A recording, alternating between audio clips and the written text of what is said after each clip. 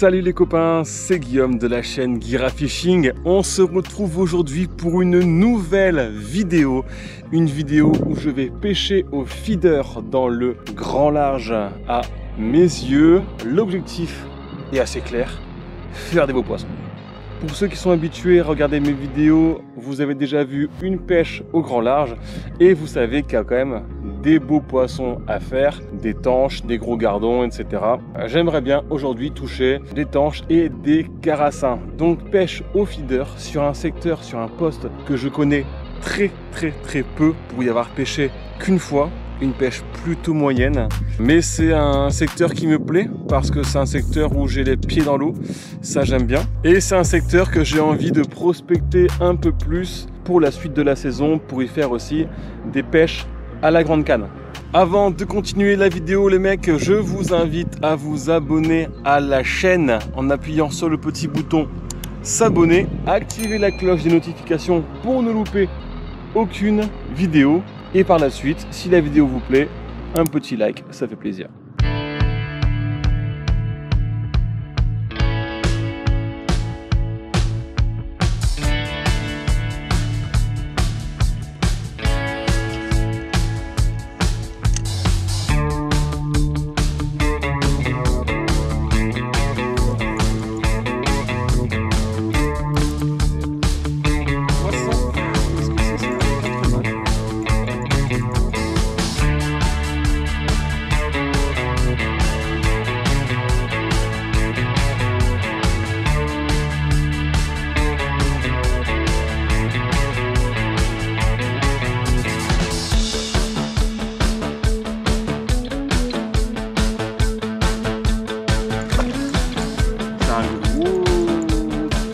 Allez là! Non. Merci bien.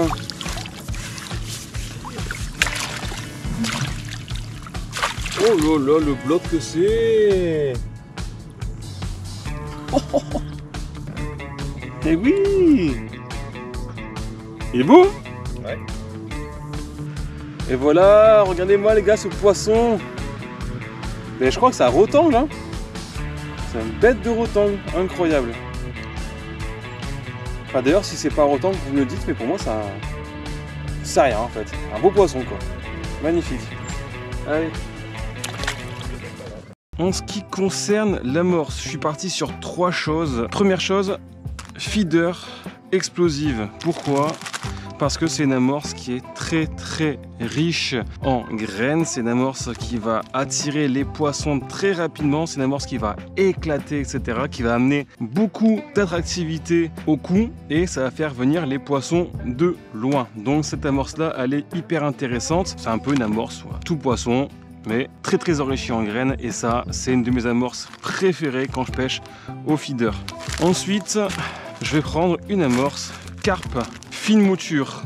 Pourquoi? Parce que ça reste une amorce qui est plutôt riche et il faut savoir que la carpe fine mouture a un pouvoir collant beaucoup plus important que les amorces carpe classiques ou les amorces carpe extra grosses, les 3000 carpes. C'est-à-dire qu'elle va se déposer au fond, elle va beaucoup moins travailler. Du coup, ça va nous créer un équilibre entre une amorce qui travaille très fort et une amorce qui travaille un peu moins et qui va coller beaucoup plus. Et à côté, voilà, j'avais un paquet d'étangs black. Alors là, c'est surtout pour y ajouter de la couleur. Là, j'ai donc 2 amorces qui sont très claires, mais je sais que les tanches, notamment, aiment bien les amorces pas trop claires. Du coup, je vais mettre un peu d'amorce black étang. Ça va être pour colorer un peu plus le mélange, pour avoir une amorce un poil plus foncée, un poil plus marron. Je vais pas mettre grand chose en étang. Je pense que je vais plutôt mettre un demi-paquet. Ce sera vraiment pour colorer. Ensuite, la explosive, eh ben, je vais tout mettre. Alors même si on est sur une pêche au feeder où généralement on met quand même moins de farine que sur une pêche au coup, là je vais quand même pêcher 5-6 heures et je vais vraiment essayer d'envoyer du lourd. Je vais vraiment essayer d'envoyer plein de cages dès le départ pour faire un gros tapis. Donc il me faudra une quantité d'amorce quand même assez conséquente. Et on envoie la carpe fine mouture, c'est parti. Allez. Hop, ce qui va nous faire quand même un beau bac hein, déjà.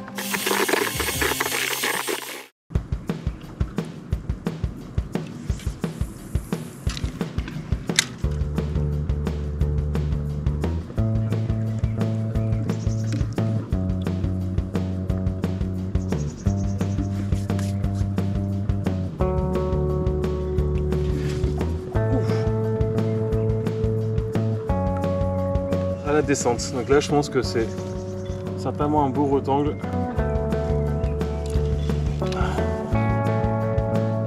Toujours travailler canne haute au maximum pour passer au-dessus des herbiers.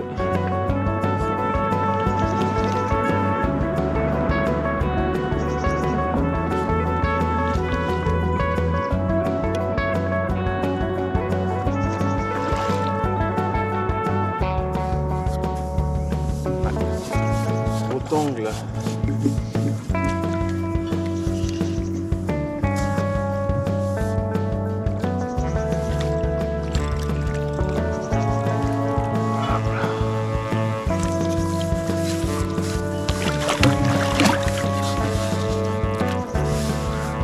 Et voilà, encore un beau poisson dans la bourriche, go!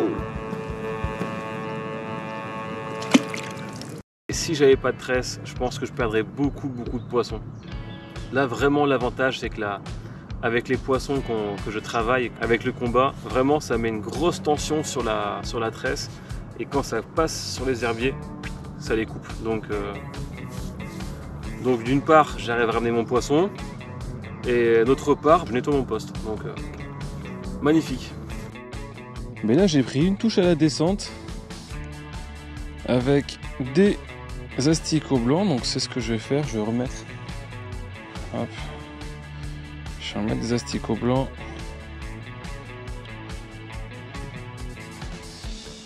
voilà,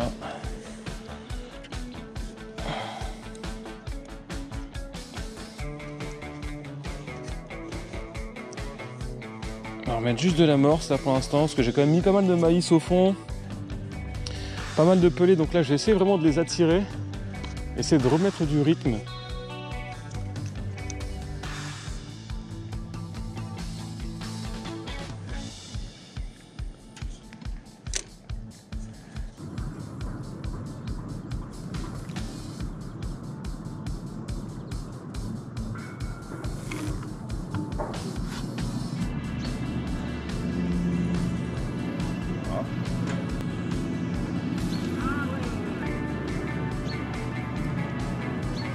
Hop, allez, poisson.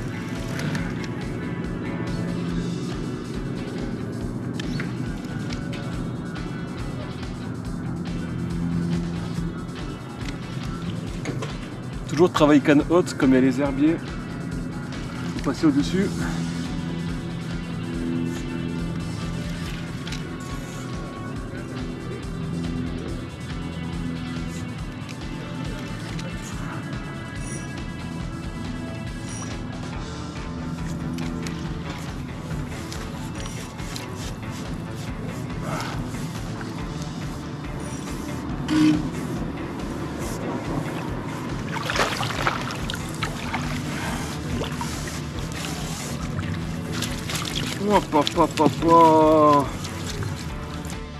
Et oui, encore un super poisson. Il est beau. Allez là. Là, je suis repassé avec deux asticots. Alors j'ai de la touche. J'ai eu de la touche. Quelques décroches quand même. J'ai eu 3-4 décroches et 2 casses pour l'instant.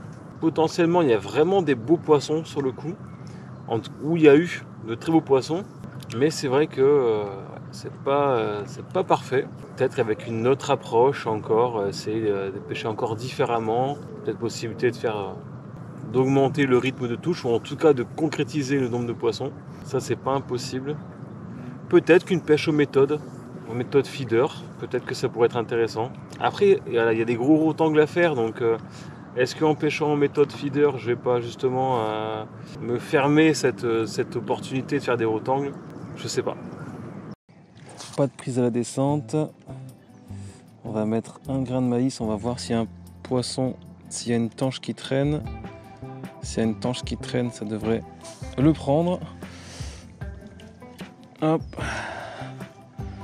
On va faire un bouchon. Voilà.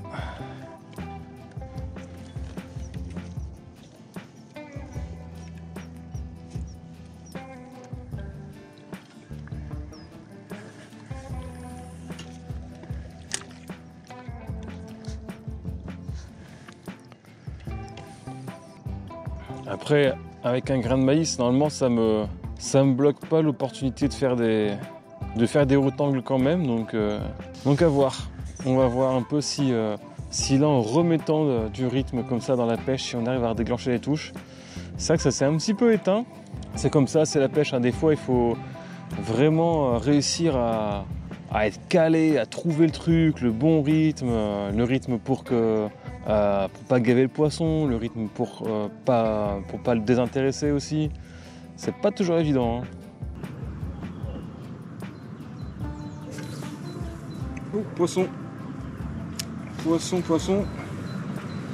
Allez, faut prendre de la hauteur. Faut pas que ça rentre dans les herbiers.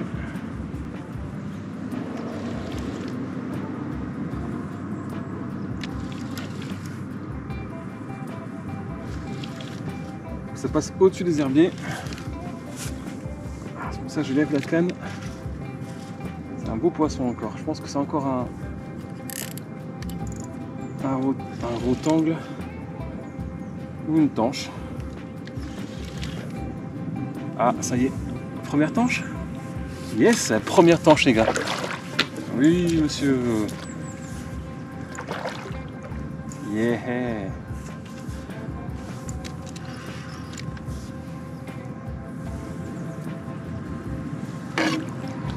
Hop là!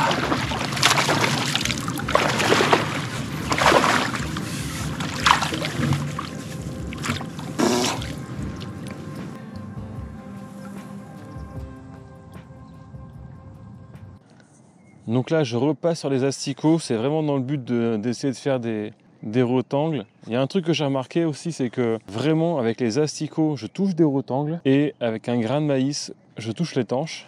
Alors bon, là j'ai qu'une tanche pour l'instant, donc c'est vrai que pour faire la comparaison c'est un peu compliqué, mais les quelques fois où j'ai décroché des poissons au maïs ou alors quand j'ai cassé au maïs, je me suis retrouvé avec un mucus assez épais sur le bas de ligne, et ça généralement c'est les tanches qui le mettent, donc je pense vraiment que les gros rectangles ou les ides, d'ailleurs je ne sais même pas trop ce que c'est. Faudra me dire d'ailleurs dans les commentaires si vous savez exactement ce que c'est comme poisson, parce que ça ressemble pas à des carassins. Pour moi c'est plus des rectangles ou des ides. Voilà, dites-le moi dans les commentaires si vous êtes sûr de ce que c'est. Quoi qu'il en soit, ils sont vraiment énormes. Et donc ouais, c'est vrai que ces poissons-là, je les touche plus avec des asticots. Ça y est les gars, c'est la fin de la partie de pêche. Bon, c'était une belle pêche, pas la pêche escomptée. J'aurais aimé faire plus de poissons, mais j'ai quand même fait de très beaux poissons pour cette période de l'année. On est quand même mi-mars, donc voilà, 4 poissons, mais 4 poissons vraiment extraordinaires. Je vais vous montrer un peu, voilà, ce genre de big fish quand même. Incroyable, très beau poisson. Bonjour. Et ensuite... Voilà, superbe tanche. C'est pas un monstre, mais on a déjà pas mal. C'était pas une pêche de ouf, mais voilà, intéressant. Sur un secteur que je connais très peu, j'ai déjà pêché une fois pour une pêche difficile aussi. Je reviendrai, et on est quand même que mi-mars, donc forcément, on n'est pas encore sur la meilleure période de l'année en tout cas pour faire des grosses pêches. De gros poissons en tout cas, mais voilà, je compte revenir un de ces 4 et faire de plus belles pêches. Je remets ça tout de suite à l'eau et puis ensuite petit débrief de la partie de pêche. Allez, c'est parti. Voilà, très beau poisson. Voilà, magnifique tanche encore une fois. Elles sont dingues ces tanches ici. Allez, c'est parti. Retour au bercail les mecs, retour au bercail. Wouhou, ciao les poissons.